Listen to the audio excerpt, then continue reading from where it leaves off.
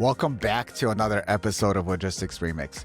Today's guest has one of the most inspiring career journeys in logistics, starting as a sales associate in 2006 and working his way up through operations, customer service, and various leadership roles before becoming CEO. Macon Stokes is the CEO of Amplifier, a 3PL based in Austin, Texas, that's been helping e-commerce brands with fulfillment, shipping, and logistics for nearly 2 decades. Macon's leadership has focused on scaling Amplifier services, building strong teams, and guiding brands through the fast-changing e-commerce landscape. Macon, it's great to have you on the show. I am super excited to be here. I really appreciate the conversation we're getting ready to have. And let me say, I have been there for almost 2 decades. Amplifier's been around for 25 years. So it was back in 2000 when it started. Yeah, it's a little older than me, not by much. All right, sounds good. We'll take it. Well, let's jump into it. Let's talk about Amplifier and what you guys do. So can you tell us a little bit more about the company and all the things that you guys do for customers? Sure. Yeah, we are, let's see, let's get all the jargon notes here. We are a third-party e-commerce or omni-channel logistics company. So we have our clients have their own direct relationship with their customers. So there are some 3PLs that kind of get between a brand and Amazon, which are super great, but our ideal clients want to interact directly with their customers, and Amplifier views what we do as a medium for the brand's signal. So that's why Amplifier is called Amplifier. So amplifiers are supposed to be quiet and effective. Like, you shouldn't hear any buzz or any feedback unless you want it, right? It should just, you plug in the brand signal, and through this medium of fulfillment, the brand's signal should be amplified. So, and it should happen just because the company is doing the right things at the right time, right? Like, some amplifiers never take the front stage, right? But they're always helping, and you can add things to the amplifier to make it like interesting, but for the most part, when you plug into an amplifier, like, no, the signal's me. It should just get louder and bigger. It should not, no attention should be drawn to the amplifier itself. So our name is aspirational in that way. That's why we didn't name ourselves Ship Noun or Noun Box or some other combination of ship and noun, or, yeah, I guess those are the two big things, right? So ship, box, something. Our view was that still brings too much of attention to us. We want to be the signal amplifier. So in that sense, that's our aspiration. We store, pick, pack, ship our brand's orders, get them to the customer on time and accurately. So in that sense, there's a lot of people like Amplifier. And at the same time, you and I both know there's a whole industry that's come up around, like, how do you know that anybody's any good? Like, at the base level, the brand just wants you to be good. It just wants you to be good.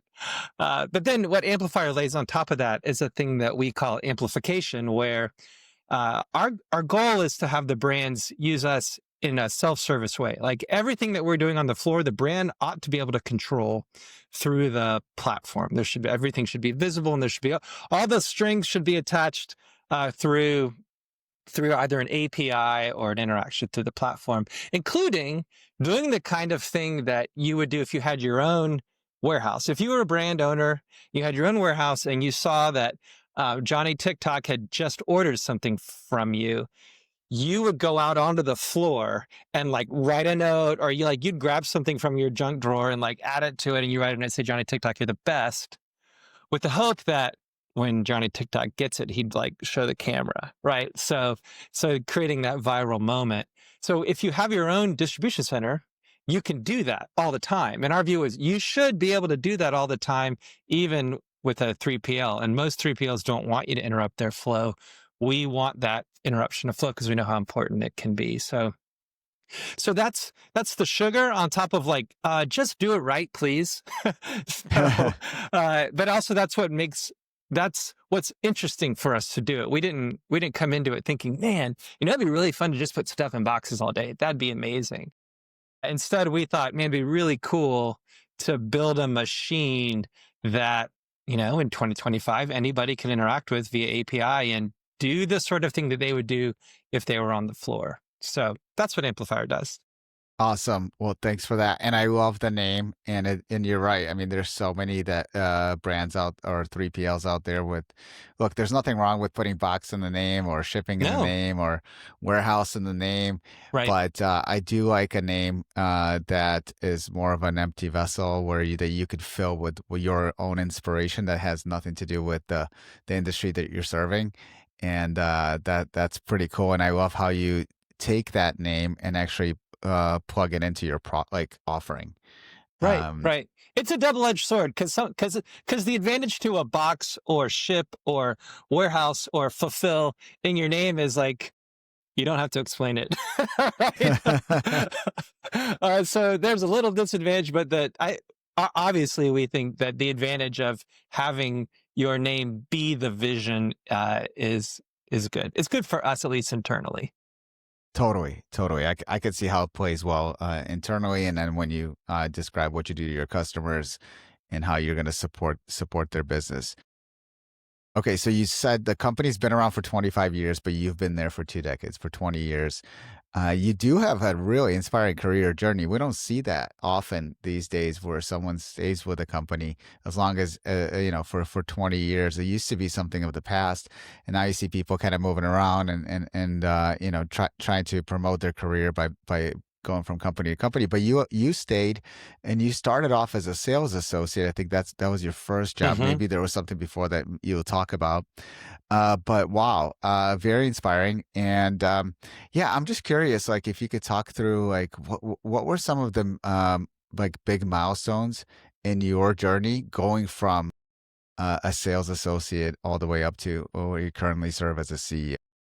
Sure. One of the first things to say is that I had no control over the timing of things in the sense that at the point where I was ready to move to a different role, there was a role for me, right? Like I think lots of people would be content to stay in a place and as they develop grow, but often the place is just not for lack of desire, but they just don't have a spot for somebody to move into, and so then they need to grow in they have to do that in a different company. So on one level, we just need to acknowledge that there's a lot of timing that worked out, and I'm really grateful for it. So the way that timing flowed was I came in right after Amplifier lost a really big client. So I think most 3PL owners can appreciate the life of, you get a brand and it grows and then they leave or they get new ownership, they sell and somebody comes in and like, oh, I could do better. We're going to go to this other place. Or the brand or the 3PL like grows and like hits a point where things break and they need to let that brand go. But then, the next time there's a scale, they've learned from that, right? So 3PLs have this sort of cyclical moment. And so Amplifier had a brand called Livestrong. So Amplifier shipped all of the yellow wristbands. Well, I'll call it 95% of all the wristbands in existence came through Amplifier within our first couple of years of existence. And the Livestrong Foundation grew, and they got a new chief operating officer, and that chief operating officer said, "Thanks, guys. Like, we're gonna go to the big boys now. Like, we appreciate you helped us," and they left. And so, I came in to deal with the fact that Amplifier needed to add new clients quickly because Livestrong wristbands were just amazing and phenomenal. So there's all this I activity. remember. It's so much activity that like nothing else was happening. It was all we could do to not die, right? Because of so much activity. So I came in and I sold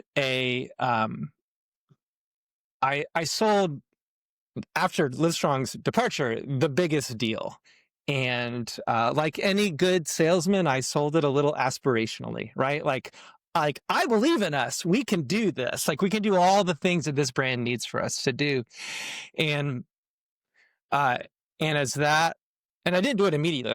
I was a sales associate for a while, sort of like figuring out like how do you sell 3PLs? How do you sell this? But at any rate, I closed that deal and then realized, oh, it was a little more aspirational than I thought, right? The operation is struggling a little bit.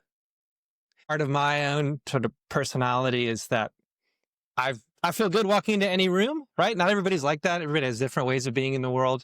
My way of being in the world is like, if I walk into the room, like, oh, I should be here, right? Like whether I should be there or not is another question, but I feel like I should be there. And so I would walk onto the warehouse floor and say like, this isn't working. Like the way that you're doing this isn't working. And I'm curious and I'm a nerd. And so like, I just started learning, like reading operations books and learning, going to all the conferences where they have all the free seminars where vendors are like, are offering education. So you'll buy their product at the end, went to all that stuff and learn like, oh, we need to change some things. And so at some point, the client that we sold was so big and needed so much attention that I just ended up staying on the floor and then running the floor and did that for a period of time. And then as I was in that space, I realized I started getting into the finance side because I realized, oh my gosh, like there's no change we can make that doesn't have a sort of, I didn't know to call it this at the time, but like doesn't have a P&L impact, right? Like whether we're going to get a new machine or whether we're going to change our process or get some software. So I started dabbling in that, moving into that. And then our VP of finance got a new job. And so rather than like hire another, we had come back down to like, ooh, I don't know if we can hire another VP of finance, like Macon, why don't you do it? So then that was sort of the ops and finance moment. Man, it's as I'm telling this, I'm realizing like this is just following the pattern of a lot of 3PLs, right? So operations and finance, and then we picked up another sort of rocket ship client that was crushing it, and so then we're like, oh well, we'll bring in a new chief operating officer, so I didn't have to do that anymore. And we brought in a VP of finance, so I didn't have to do that anymore. And I just got to be like special projects guy, sort of me and the CEO working together, which basically was like make everything scale. That was like, we had a COO that was keeping the trains running on time, finance guy that's making sure we had our books in order. But this brand was taking off and was straining all of the parts of Amplifier like any scale does. And so just making things better, adding new projects, creating new software. And then at some point, the CEO, who I'd become just best friends with at that point, he's like, well, why don't you be the president? Again, we sort of come back down. We jettison the COO. The head of finance also left. It's like, okay, I'll be the president now, and I'll take all of that stuff under my wing. And then after a few years, the CEO was like, I kind of not like to be the CEO anymore. I want to focus on the product. Like, you should do it. So that's the short story of the path there. For me personally, the reason to stay has always been like, there's something new to learn. Like this is just interesting.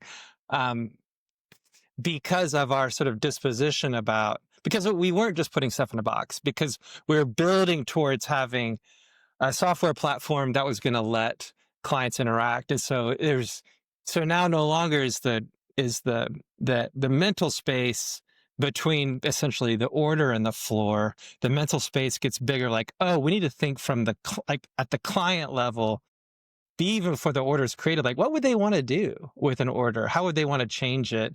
And the order hits, and then still enabling that connection. So like, what if the client wants to do something fun and we've already sent this to the floor to pick? Like, that's dumb. Every operation knows you shouldn't interrupt it, but that's interesting. Like, what if we could do it in a scalable way. Like, I'm not reading any white papers that that's a thing anybody's doing. Why don't we try? So there's always been sort of this project of like, are we really dumb, or do we have some insight? Right? Every time, like, shoot, we should try this. And so still haven't discovered whether we're really dumb or not, but at least we're continuing to be interested in the whole process. So that's how I got from, man, how do you sell Right. an invisible thing to, oh, there's a whole value chain that's interesting here. Yeah, and what's interesting about that is it sounds like by you selling that large account in the beginning of your career there, it was like a domino effect, right? That was the domino that kind of forced everything else to happen, right? Right. Forced operations to have to stretch and innovate. It forced finance to have to stretch and innovate. It forced IT to have to stretch and innovate, and then it forced you to move around all these different roles and try to figure out, okay, well, how do we service this client now, and how do we do it in a scalable way, so we Right. can amplify their business? Right. There's a saying out there is like nothing happens until you have revenue, right? So like, That's right. so it Yeah. sounds like a lot of things started happening once you landed that client came in house. Just as a follow up, I wanted to so in the different roles between finance, operations, and sales, and I'm sure you have your hands in IT. Like what other than the CEO role, what was the most challenging You and know, why? the most challenging, and I think this is the most challenging role in an organization like this, is so you've got the line, right? Any physical operation has a line. It's got the workers on the line, associates on the line, or we are amplifierians on the line, and then you have like their direct supervisor, right? So they're supervising the pickers. Then you have the level right above that. So the pickers themselves, they're focusing on the cart in front of them, or the forklift. The managers of the pickers are focusing on the speed at which they're doing it, right? They're making sure that they're maintaining tempo. They have a sort of constrained set of goals for what they need to have that defines success. But the one above that is the hardest one, I think, in the whole organization, which is it's the person it's the warehouse director often, especially in small to medium sized distribution centers. That person has got like they're watching the pickers, the packers, they're watching receiving, and they're watching the ship dock, and they any operation wants to have as few people on the line as possible, right? And so you're because so this sort of 1, 2, third level is now making the strategic, like holding the strategic decision, like, oh, I've gotta make sure that we don't. I could solve my problem by adding another 100 people, right? I don't have to make any decisions if I have so many people that they're waiting around for stuff, but they're in the middle, like, but I can't do that because the P&L pressure, they're the first ones to feel the P&L pressure. And so they have to decide at any point during the day, like, I have 30 people that I can assign across all the different areas of my line. How am I going to do that? Just in terms of theoretically, like I'm going to have 10, 10, 10, or I'm going to start with 20, 10, 0, and like move stuff around. They got to make that decision. And then they have to do it. Like they have to be both sort of analyst. And I know that big companies have analysts and they have software, but I think you also have to, there's no truth that doesn't come from the floor. And that's where the truth is. That's why the Japanese have that term gemba for the place, right? Like they intuitively know, like whatever else is happening, it's the place that's real. So anyway, these guys have to decide the theory of how they're going to allocate. They have to have some sense of why they're using that as a theory. And then they have to convince the humans to like move and switch, like, but boss, I really like picking. Like, I know you do. And you're actually the best picker. And I know that you're only 80% best at packing, but I need you to be over there even though you're 80% as good as everybody else. Like that, the theory plus the practice of doing that, because you have to have people skills, you have to have some theoretical knowledge, you have to have enough gumption to be like, to push back on a line president who's like, I'm super content here, I don't want to move. That's the hardest part, in my view. That was hard for me. But I also think that's where everything sort of like either works or it doesn't, like Totally. that layer. Yeah, it could all fall apart because you've got bottlenecks throughout the picking and the packing process, and they could be in different places. And so knowing how to allocate resources, but then convincing them to go do that work, right? If Right. they're on once, if they're a good picker, like you said, they may not want to go pack, et cetera, et cetera. But Plus things if they change. don't, Yeah. you're going to run into bottlenecks. So it's, That's right. That's right. Yeah, I can see keeping the that. idea of the flow, but also, midday, like I'm sure this never happens to anybody else. Like midday, like you get a call from a client who's like having an emergency, right? Like we need to shift, change this. Like everything you thought that was going to happen in the morning, like at 11 a.m., you're like, everything now is different. And it's not because we were wrong. It's because we just got new information. And so, man, that's a certain flexibility of mind that to have at that sort of middle level. It's like, anyway, it's the level that comes between the executive and the floor. That is and that person lives at least half their time on the floor, right? That this person is not in an office. I think that's the most interesting. You can have the most effect.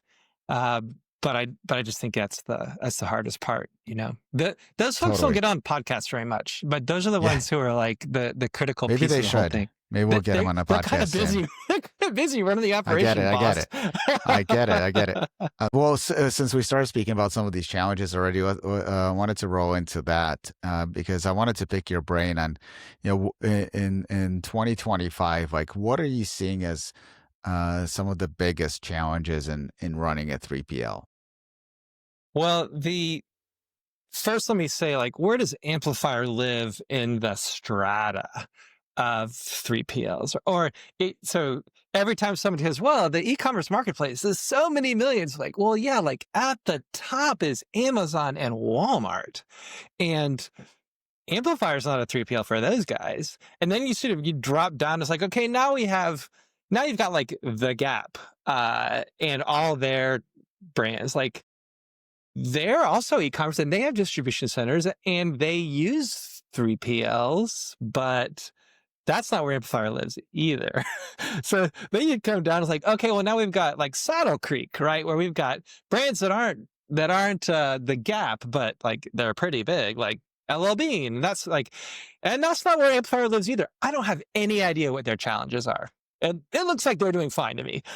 So we're down at the middle market, the emergent, startups, emerging brands, brands for whom like we're either their first, second, or third 3PL.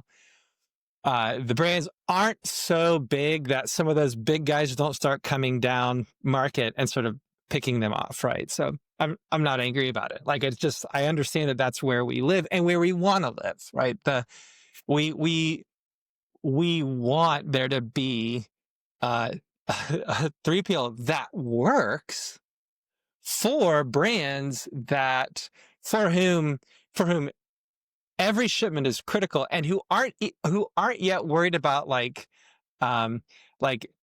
once you get so big, you can start dealing with averages, right? Like, well, on average this and on average that, but like at the middle to lower markets, like we can't play with averages. Averages will get us killed, right? We actually have to we have to know everything that's happening on every order all the time. We appreciate that. We give the data for all that to happen. So that's where we are. And so the challenge there is that when we started 25 years ago, there were very few 3PLs who either wanted to be in that market or were in that market, right?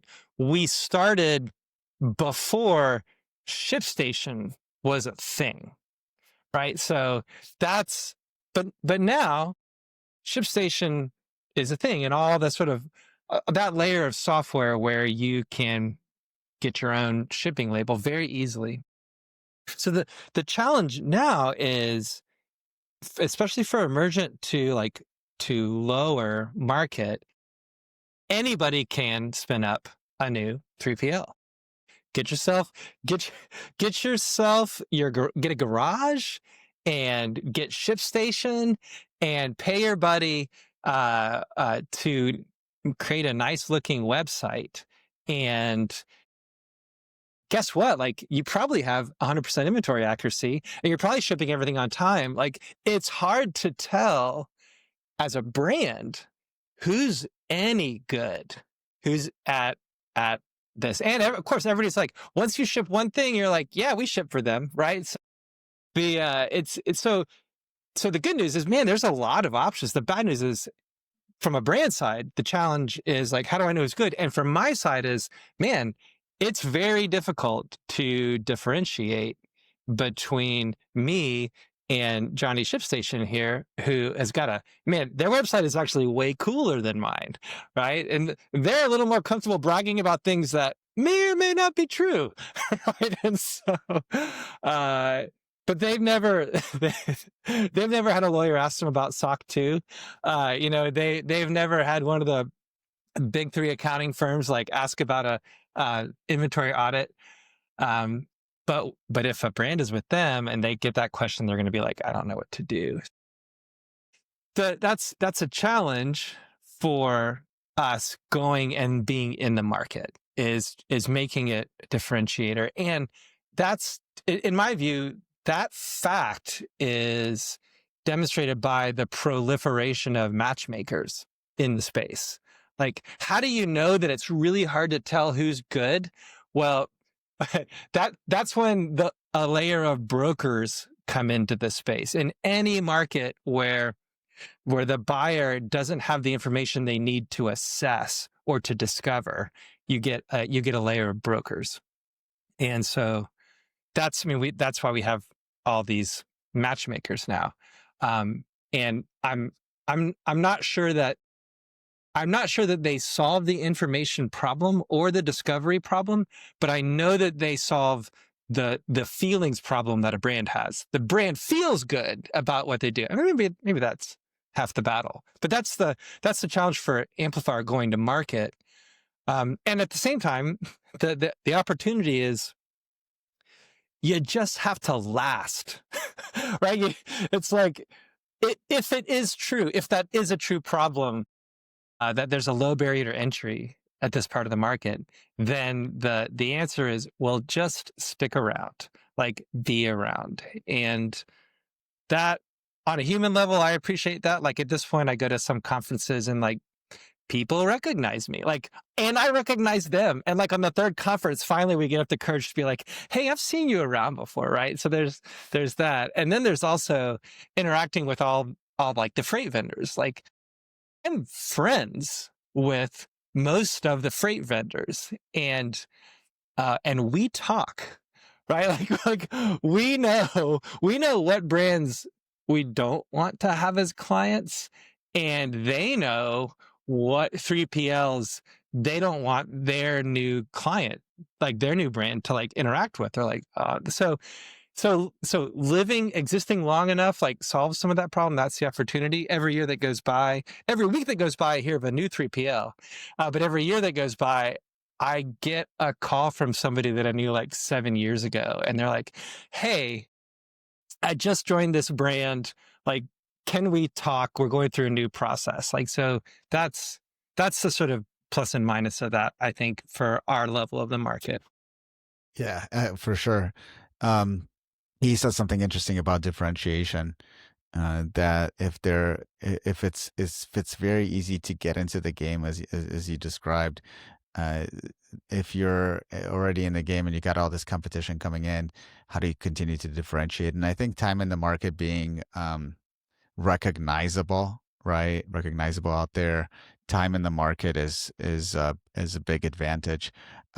You actually, I think you mentioned that in one of your skateboarding videos. So in case anyone doesn't know, I think it's on a regular basis. You have to tell me how often, but you are posting videos of yourself on a skateboard. I think there might be one in the background. Yeah. That's right there, right there. That's the one. That's the one. So you've got some skateboarding skills, and you're skateboarding around the warehouse with the camera. I think it's your phone, Yeah. and you're sharing some insights. I think one of the insights that you did share is how it's become a lot easier to start a 3PL, and you've shared some other insights, and yeah, just curious, like what prompted you to start skateboarding around the warehouse and taking videos of yourself talking and then posting it to LinkedIn and social and um with your message. I mean, I definitely couldn't do it. I could probably, maybe last 10 feet on the skateboard, but kudos to you. But yeah, curious to hear more about kind of how that got started. Sure. I do it every Friday. So that's my cadence is to try to post something every Friday. And I have my VP of finance. She's basically dared me to do it for 52 weeks in a row. She said that Amplifier will buy me a new skate deck, an Amplifier branded skate deck, if I can do it. So that's my goal. I originally brought a skateboard to Amplifier during one of the sort of low moments in Amplifier's history when I was running operations, and there was we've done on and off some light manufacturing, decorating, and there was a machine that we were running for a client that I was at the far end of the warehouse, and I was running the operation and that machine. Like, we just didn't have enough people. And so I'd be in the front office, I'd do some stuff, and I'd just always be walking, I don't know, 50 yards from the front to back. And at some point, and it was terrible. It was a really hard time at Amplifier. Like, it was soul crushing. And there was nothing fun about my time at work, and I was at work a lot. And at some point, like, it's just a straight shot. I would open the door from the office, and like, you could just look down. There's a straight shot to where that machine was. And I'm like, well, this sucks.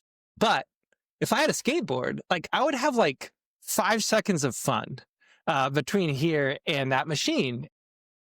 And I was running the operation, so I was like, nobody below me is going to stop me.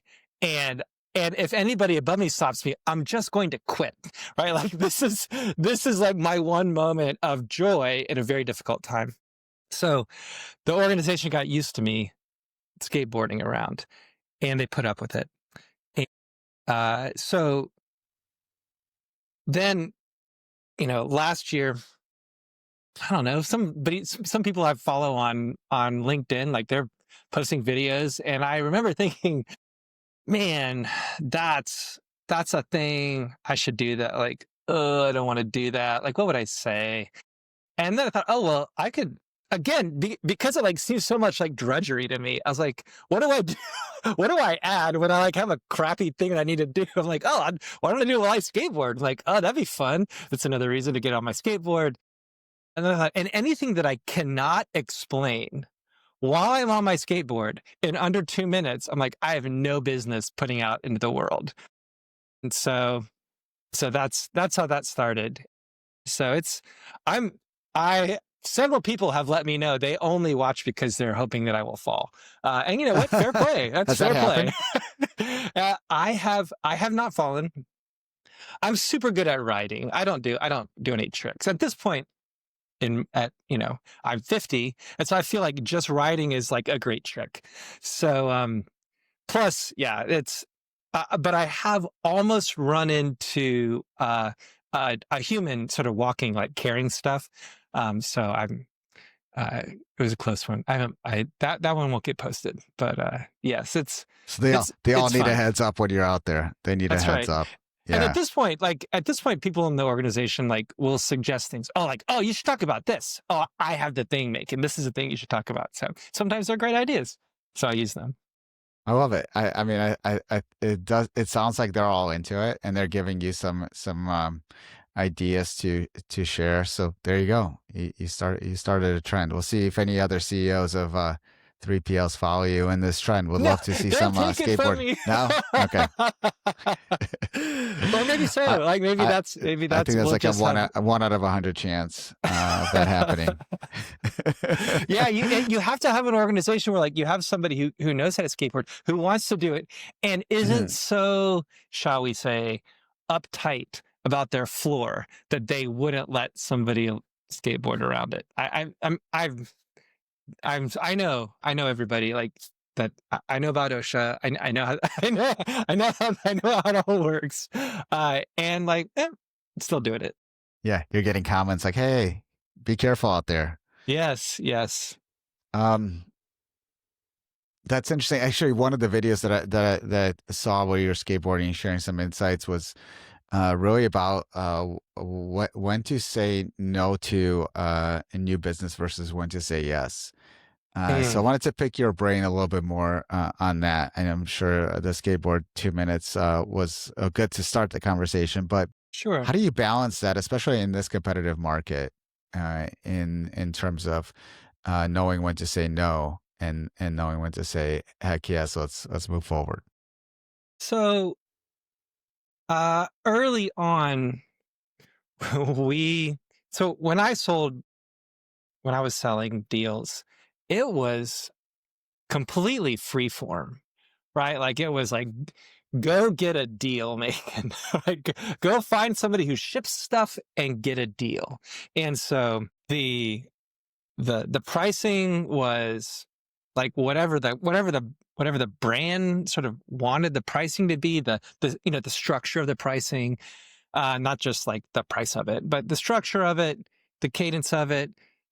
And when you're talking about pricing, now we're talking about services. So early on, we were just like, hey, just go sell. And then we realized when you're like that, there's a big organizational cost to remembering what it was you sold, like why that particular shape of the deal. You got to have a way of institutional memory for like passing that on. And it also meant that every deal was kind of different. And so we decided, man, it would be so much better if we consolidated in terms of what's our pricing structure, how are we going to do it, what are we selling and what are we not selling. So we worked really hard, and what that's translated into over time is all of our services and prices are visible on the website, because we want people to just be able to sign up. Like we don't want anything to be a surprise. So if now, do people sign up without like looking really closely and then get surprised later? Like, yeah, that does happen. But we have basically instantiated into our website our ideal client profile. Right. So like that's how do you decide on the structure of your pricing and what the price is and what services you provide? You decide on that by first deciding who's your ideal client. And of course, over 25 years, you learn to understand like what do they want and need? What's the difference between a client who really needs something versus they read a white paper that really applies to like people at LL Bean's level of operation, and they think it applies to them, but it really doesn't. So all of that has come together at our website. And so the first thing has been, hey, if a client comes to us and starts asking for things that are different, like that's an important clue institutionally to us. Why are they asking for something different? Maybe they're not an ideal client for us, as opposed to the idea of like, well, let's just close a deal, because the sales team is very like properly constrained. Like, hey, if somebody is going to come and they're a $500 million client and they just want to like dump money on us, we're like, we'll talk about anything you want to talk about, buddy. But for the most part, where we are in the market, that's not the case. And so deciding to say no, like learning how to say no, has been like a 15-year process of instantiating into the website all of the yeses that we want to say. Like if this looks good to you, probably we're a good fit. But then even if it's structurally a good fit and the pricing is a good fit, the next level is, man, after 25 years, we have dealt with the entire spectrum of like the human condition, right? We have some people who are just, they're so thankful, like they're smart and they want a good deal, but they also appreciate like the work that's happening, like they understand. And so they're thankful and they, they don't want you to make a mistake, but they also understand they themselves also make mistakes. And they understand like it's not the mistake, it's what you do next. Like that's the thing to be grading. And so we've got just the loveliest people all the way on the spectrum to just sort of the most narcissistic, self-centered, in their minds, perfect beings that have ever walked the planet who view us as slaves, right? Like that's the other end of the 3PL life, is that you get somebody who's only ever experienced success. Like they've never hit, like legitimately, they in their life, and they're, these often young men who've never, they haven't yet hit the moment of failure. They've just had great success and they're very wealthy and they're doing great. In terms of scaling, all they have to do is click a button and that adds a new server, right? They just add a new manufacturer. And so their attitude is like, at the end of the day, would never say that because they're smarter than that, but they treat the Amplifier employees as slaves at the end of the day. We got a good taste of that when Amplifier started, because when it started, the very first thing was before CD Baby, we had a ton of bands here in Austin. There is some music in Austin. And so we just had a lot of rock and rollers. And boy, like, do you know who I am so much? So even if you're an ideal client, your business is an ideal client, in the sales process, we are listening for, like, are you a jerk? Like if something surprising happens in the sales process, like how do you respond? Like we have an internal metric of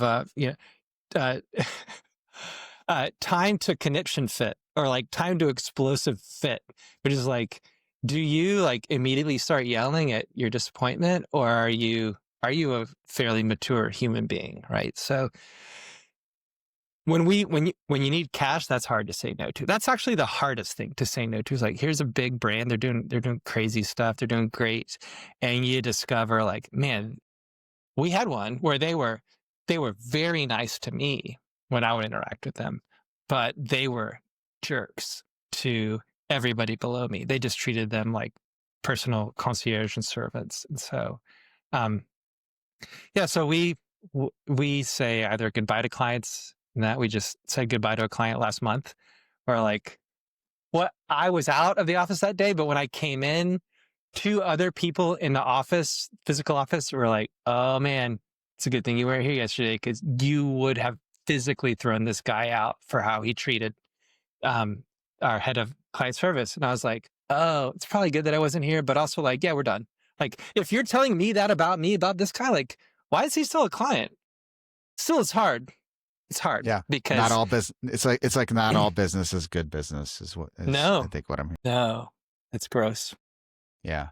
And you want to have partnerships, right? At the end of the day, it's a two-way street. It's a partnerships. You want to enable success for the brands that are your customers, and grow with them. And so, but you're gonna go through ups and downs. There's gonna be issues out there. You're gonna go through ups and downs. Just like, how do you work through those issues together?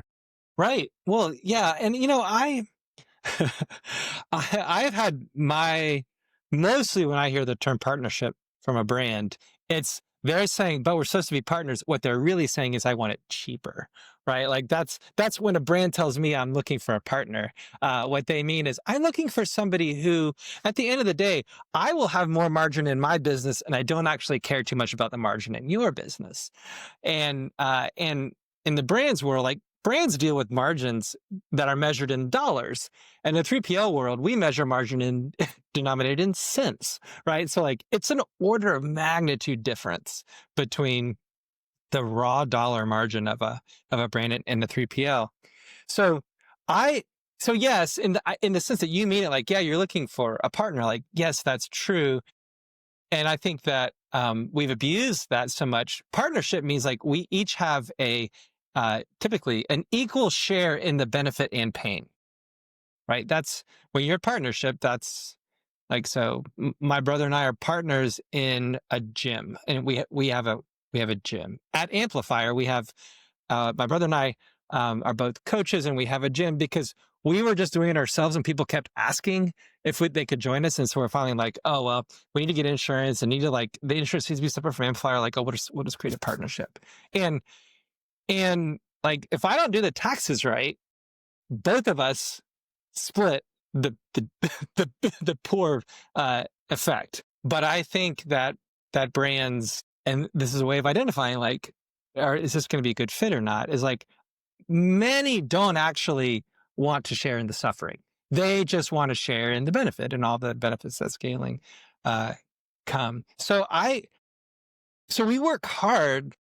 We work hard for it to work, right? Like, we don't want to trade on, like, come on, guys, be in this with us. But like, after 25 years of like getting hit with all these various challenges and problems, like, it should all be built in to not necessarily a very sophisticated contract, but a sophisticated schedule of services, right? So everybody knows, hey, when this happens, this is going to be the price ahead of time. And because on the brand side, they're worried that you're going to, like, surprise them with something. And so, which is completely legitimate. The problem is that in logistics, we get surprised all the time. Right? Like, it's just, there's always something surprising. So trying to be out in front of it in terms of, well, 20 years ago, this thing happened. Let's have that as a feature. Oh, 15 years ago, this happened. Okay, that's a service. Okay, I think we've got it mostly mapped out. So. Yeah, well, I don't want to skip over this point. You said you guys have a gym inside of Amplifier. We do. Wait, yes. So wait, not you're skateboarding. Now you've got a gym. Wait, tell me about the gym real quick. How did that come about? That came about maybe, so 15 years ago. I work with my brother. He works for me. He's actually employee number 2. He's worked at Amplifier longer than me. And he started doing, I'm the older brother. He started doing CrossFit and got really strong and fit. And as an older brother, that's the universe is not right if the younger brother is fitter and stronger than the older brother. So we started doing that. We brought a barbell to the warehouse. Like, we just put it in the back corner, barbell and a couple kettlebells. And at some point in my journey and all that, we started with, like, man, this great success story. Man, Macon's just going up and to the right. His whole career. Like, I was depressed. I had a hard time, like, getting out of bed early. It was just so difficult. I went to a counselor, and the counselor was like, man, it's super excited to, like, talk you through all this stuff. But if you're not exercising and sleeping and eating right, it's like, talking is the fourth thing after you do those things. And so I got into exercising at that point, and just for my mental health, and it has been a great thing. So I just sort of keep grinding at it. And then eventually people wanted to join us. But it's been super helpful for Amplifier because far fewer people have been fired because I could go at lunch and go exercise and come back and be like, okay, like, I can think more clearly now. I'm not so angry at that thing. Like, in fact, okay, I can see where the path here is. And, like, it would have been a bad idea to fire them. I was just tired and angry and needed to exercise. It has been a survival mechanism. But also, I've also come to the conclusion that my younger brother will always be fitter and stronger than me. Sadly. Well, don't give up. Don't give up on that one. That's right. No, but thanks for being transparent and sharing that. Yeah, exercise is critical. I think you're going through ups and downs in life or in business, right? You talk about losing customers, gaining a new customer. I mean, that's a lot of roller coasters. There's a lot of ups and downs, much. and yes, and having exercise and something that you enjoy doing, right? Pick a thing, right?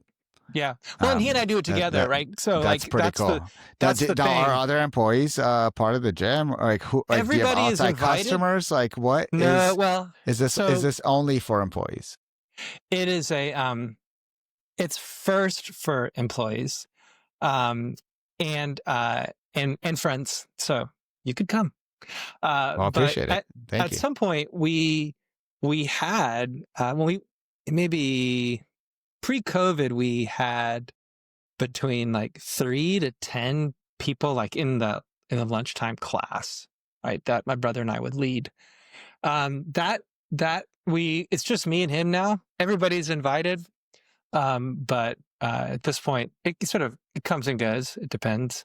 But you talk about ups and downs. Like even in intra-year, like I was telling a friend of mine, like I can feel right now the building anxiety of peak, right? Like we're now.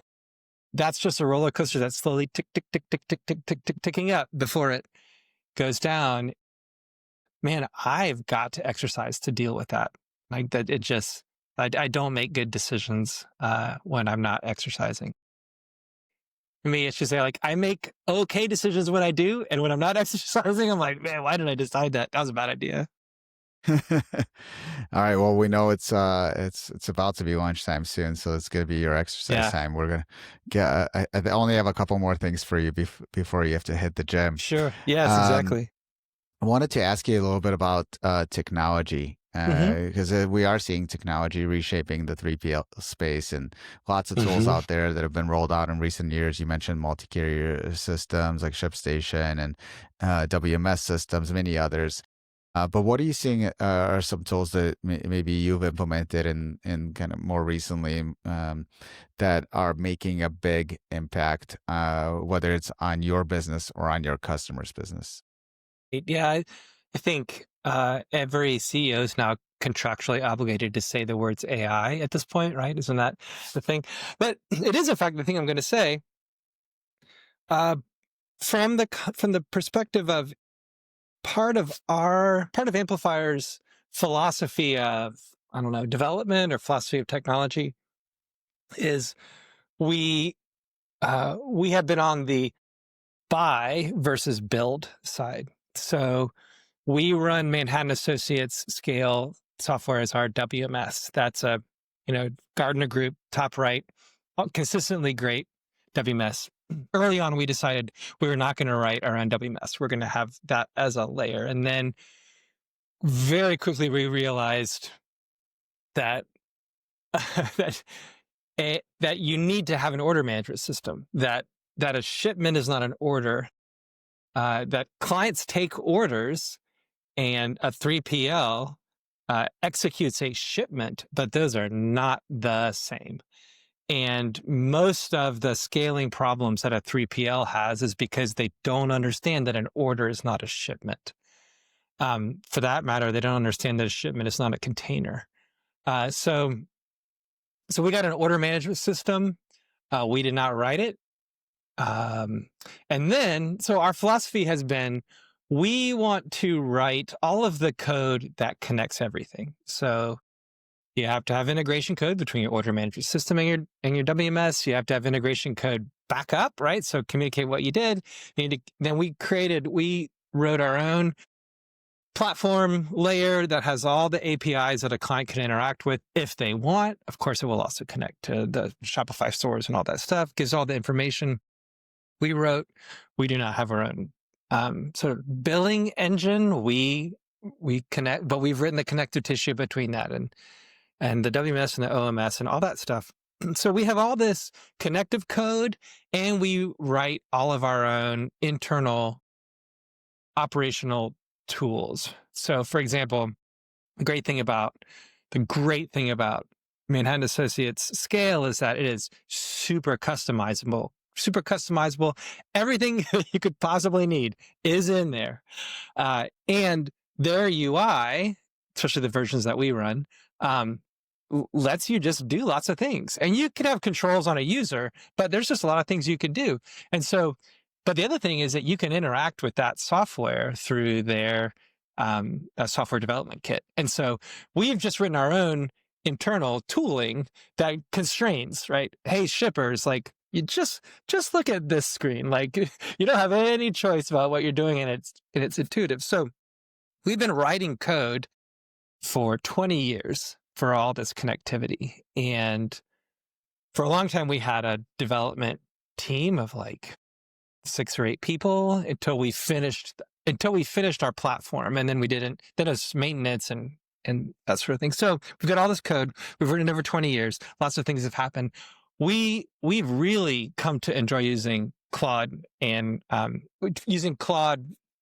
the developer centric tools of the AI, both for like prototyping, but also the sort of dealing with technical debt, right? So we have technical debt from like, well, we wrote this as best we could, but it was using, it's 3 versions ago, and there are better functions now, or there are better libraries now, or we were writing the MVP. Like we did not future proof it. And so we've got technical debt there. Then there's the technical debt of like, man, we didn't even conceive of those data objects back then.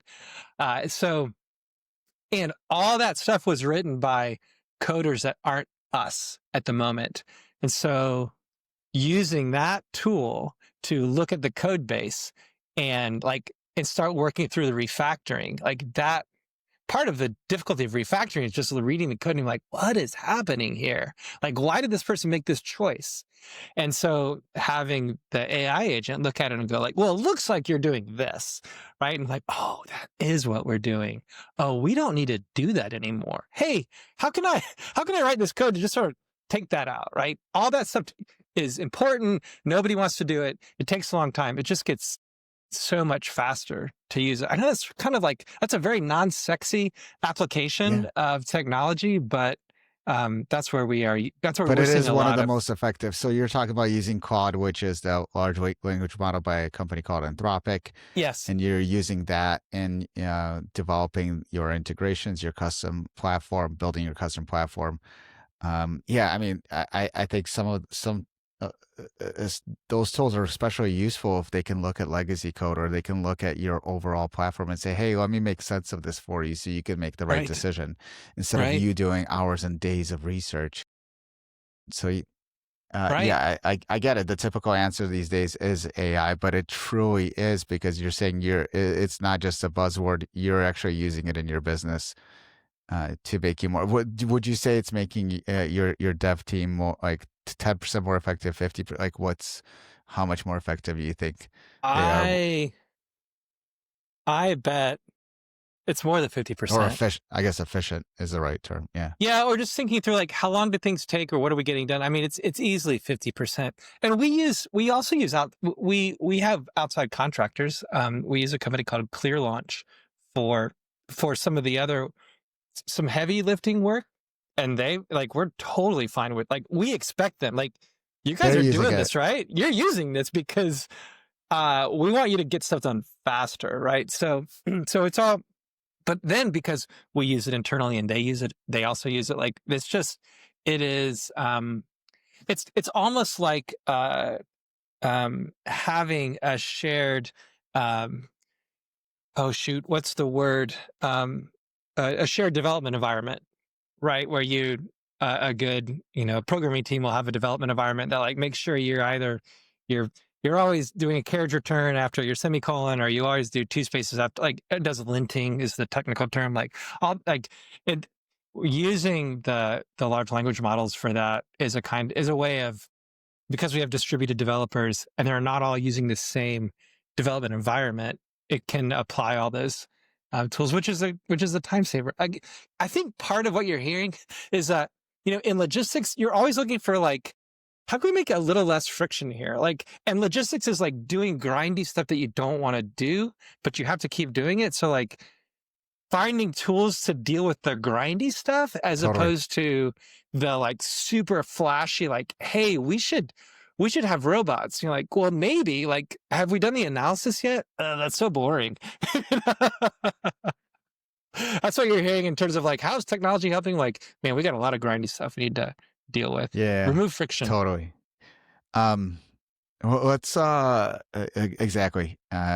what's looking ahead? I think I want to ask you about the industry where things are moving. Maybe more specifically about Amplifier. Like, where do you like? What's next for Amplifier? If you look at like, 3 to 5 years, if that's too long of a time frame, make it 2 to 3 years down the road.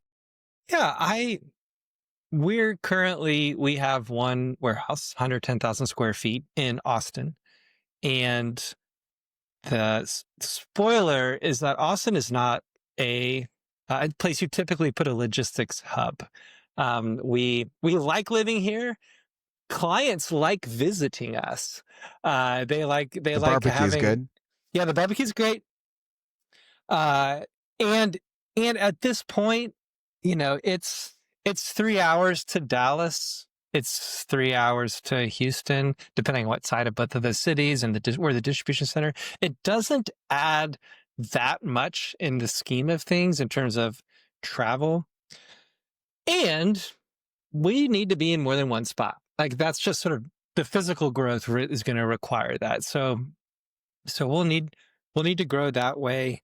I think that our well, our goal is to continue to add more APIs and ways of interacting with our data and the actual activity of the floor to be able to interrupt any shipment anytime and do anything you want to it. So our view is you should be able to stop a shipment even in the Gaylord. You should be able to go get it, tell us to go get it, add 3 items, or do a custom embroidery or a custom engraving, which we do in-house. Like do all that, do a custom event to it, and then put it back into shipment and then send it out the door. Like any brand ought to be able to do that because that's what they would do if they had their own distribution center and they had these value-added services. And so our growth path is keep just being good at it. Who cares about adding a new item if you shipped them the other items wrong or late? But all the operational feedback needs to be in the platform and via the API. So can you interrupt an order before we started picking it? Like that's easy and no operational cost. Can you interrupt an order, a shipment in a Gaylord? Like, yeah, but I need to give you the feedback before you ask. Like, that's going to be like $5 because we're going to go dump a Gaylord and we'll find it, right? So there should be nothing that happens at the operational level that a client can't touch, both in terms of like, I want you to do a thing and get the feedback of, okay, is it really worth it to you? Because if it's worth it to you, it's worth it to us. So that's where we're trying to go on the fancy stuff. That's awesome. Yes, but they're not sitting in your building, but they'll be able to use an API to basically make something happen, whether it's Yes. data related or if it has to be physically altered. Right. I mean, so we've been trying to do this for over 20 years. We have actually 2 patents on the idea of amplifying an order. And so first, it's just ridiculous you could patent such things. But in terms of our own sort of psychology, it's at least like a flag in the ground to say like, hey, way back then, we wanted to do this. We've been working towards it our whole lives. Amazing. Hey, I want to wrap it up. I know I've had you for a long time. I want to wrap it up here. Given your career journey at Amplifier, from sales associate to CEO, I'd love to pick your brain on like if you could leave us with a piece of advice that you'd give to someone early in their career who wants to grow into a leadership role, like a young Macon. Well, a young Macon really benefited from reading a lot of books. So, and old Macon benefits from rereading them. They're right here on my shelf. So like, let's see, what would I recommend? And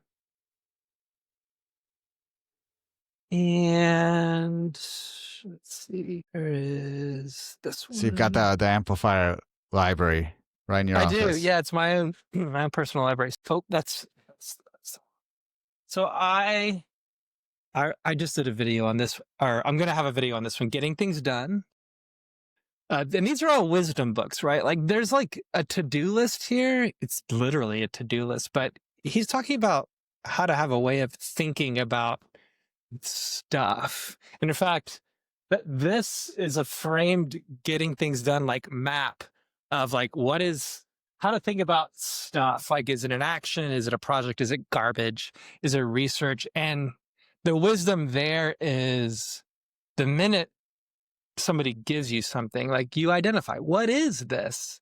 If I care, it should go into a spot that I'm going to see later. So that's one. Operationally, you should read The Goal, right? Like this is another wisdom book. Great book. If you haven't read The Goal and you're in logistics and manufacturing, you're doing yourself a disservice. There's a book called Fierce Conversations, which is really good. I recommend it. The alternative to Fierce Conversations is another one called Crucial Conversations. So they're not written by the same person, but they're written about the same subject. And then for like leadership generally, if you're like moving up, like Financial Intelligence is a really, really good book. So if you're at that level where you're interacting with executives, but you're also dealing with the floor, like Financial Intelligence helps you understand, like, what are they worried about? What are they worried about in the boardroom? And how does that translate down? There's probably one more. This one. So there's this book called Throughput Accounting. Throughput Accounting is the combination of this book and The Goal. It's like the way that you think about on the floor, how you really bring to the floor financial considerations and thinking through, like, why is it that we can have one part of our operation that has got great units per hour, but it's actually the Goal has the theory of it's possible that you could have a work area that's crushing it, and that's actually harming the organization. And you can see that in flow, but that also translates to the financial side. And so that book helps you translate the constraints thinking into the financial stuff. So like that's a bunch of things. Awesome. That's been the way I've learned. So well, that's if great. anybody wants to talk to me about any of those books, like they should just email me or like DM me on LinkedIn. Like, man, we could have a book club. I'm ready. All right, there you go, listeners. If you're gonna read one of these books and you want to have a chat afterwards, reach out to Macon. Macon, really, thank you so much for joining and sharing your perspective of leading Amplifier and talking about your career journey there. Okay, so let's leave with one more thing. Where can people learn more about the company or connect with you? Like, Sure. what's your preferred connection method? The amplifier.com, super easy. That is us for the company. You can interact with me on LinkedIn. It's my handle. I got it early enough. It's just Macon-Stokes. You just search for Macon Stokes. Come up. And you can like follow. I don't accept every connection request. But if you say like, hey, I saw you on the smartparcel.com, then I'll accept it. So awesome. Then we can start talking. Hey, the benefits of listening to the podcast. That's exactly you get to right. Connect with people. You get to So connect much. with our guests. Well, again, thanks so much for coming on. I really appreciate Absolutely. it. Well, listeners, as always, subscribe to the Logistics Remix channel on YouTube. Give us a like on this episode. And thanks again for listening. I look forward to seeing you next time.